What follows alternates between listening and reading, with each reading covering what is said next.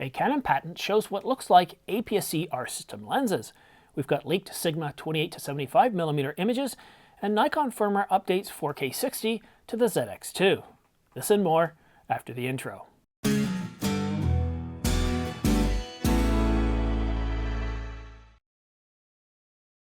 Hi, I'm Simon. Thanks for tuning in to The Ordinary Filmmaker. Subscribe to get notification of new videos like this one so you don't miss any news, rumors, gear reviews, or tutorials. And to make things just a little bit more exciting, I'm giving away a brand new Canon EOS R5 full-frame mirrorless camera to one lucky viewer. Details are in the description down below, or you can watch this video here, but please look at the terms and conditions for age and location restrictions. And now for the news. Have a Nikon Z2 or Z7 II? Firmware 1.10 is about to be dropped, making good on promises. Eye autofocus is much improved, but the most anticipated enhancement is the promised 4K 60 update to the ZX2. Now the did I say ZX2? The Z6 II. Now the Z7 II already had 4K 60.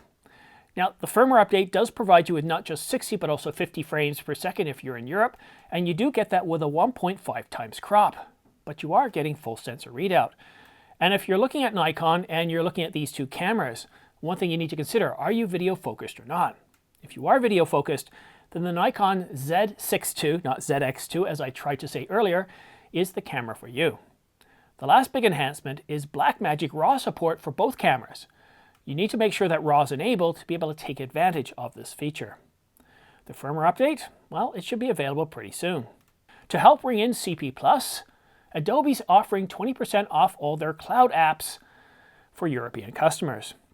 So that includes let's try that again. That includes cloud apps sold by Germany, UK, France, Italy, Spain, the Netherlands, and Belgium. Canon News discovered an APS-C patent application for Canon mirrorless cameras, not DSLRs. These lenses have a very short back focus. Canon News says it's unlikely these new lenses would be created for the RF mount. So what mount are these lenses designed for? Well, Canon's already said that they aren't developing any focal lengths for the EF mount, and that's of course DSLR. Now that leaves the M mount, or does it? I like these new prescriptions, and I think they could mean that, well, it could potentially be for an APS-C R system camera. Now as I show you the measurements behind each of these three lenses here, the 18 to 240, the 18 to 225, and the 18 to 200, all of these f4 to f8, I want you to pay careful attention to the back focus numbers. Notice that they're between 10 and 13 millimeters. Now let's take a look at this 18 to 225. It shows a more RF typical back focus distance with a distance of between 16.74 millimeters and 15.91 millimeters. Now once again, these are patents, and this doesn't mean that we're actually going to see these lenses in these particular capabilities, or sorry, not capabilities, in these particular prescription or measurements. Or embodiments is a better word. And think of these embodiments as evidence that Canon is exploring the APS-C R system lens possibilities. And instead of getting three lenses with these different focal lengths, we might get, for example, an 18 to 200 or an 18 to 225. These are definitely the type of focal lengths you would expect from an APS-C sensor. If you're interested in Sigma, you'll want to check out the Tamron 28 to 75mm FE.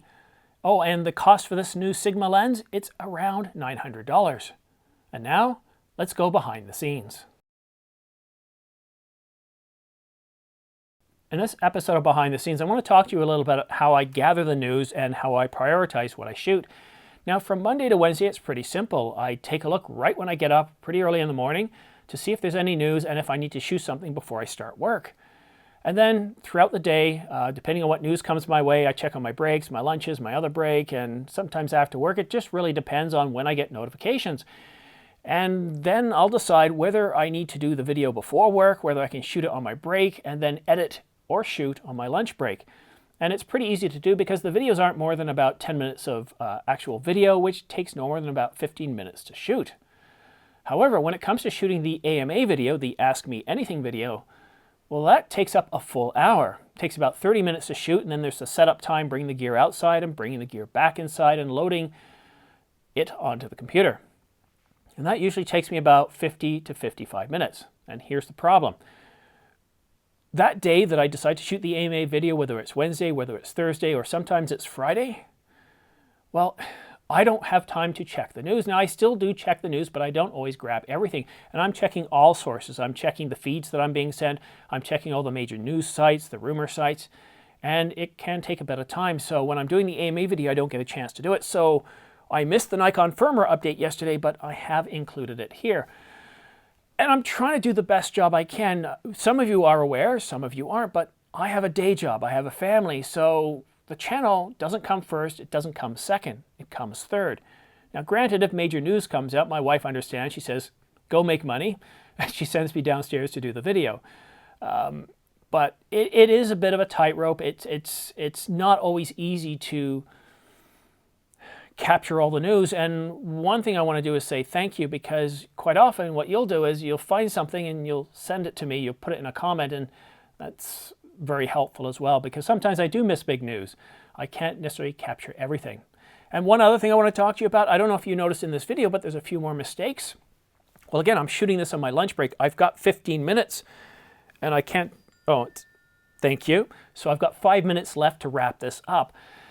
And what I've decided to do is, as I make a mistake, I'm just going to keep going and see if I can recover and, oh well, make a few mistakes. But what do you think? Is it too distracting? Do you like it when these videos are much more fluid, or do you mind a few mistakes?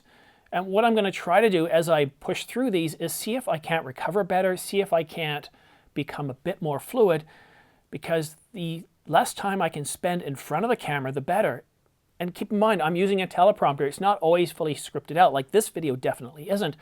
But I do have the major notes on the teleprompter so I don't forget any points. There's nothing worse than taking it into the computer and realizing, oh, I forgot this. Well, there's usually no time to reshoot, at least not during the week. Anyhow, that's it for now. Thanks so much for supporting and watching The Ordinary Filmmaker. Don't forget to subscribe for your chance to win 2 Angelbird 128GB AV Pro MK2 V90 SD cards. And also, you'll also get an Angelbird dual SD card reader as well. Or you could also win a Ulanzi LED light package with accent lights, underwater lights, and various flat panel lights that you can use for lighting your subject. Or it's also a great kit for starting your own YouTube channel. I'll be awarding these 2 prizes to 2 lucky viewers once the channel reaches 30,000 subscribers, and then I'll be offering up different prizes every 10,000 or so subscribers until the channel reaches 100,000. And of course, once I reach this huge milestone, I'll be awarding the Canon EOS R5 full-frame mirrorless camera to 1 lucky viewer. And on that bombshell, thank you so much for watching The Ordinary Filmmaker. Have yourself a good weekend, and we'll see you again soon. And don't forget, my AMA video comes out tomorrow morning. It's already shot, mostly edited.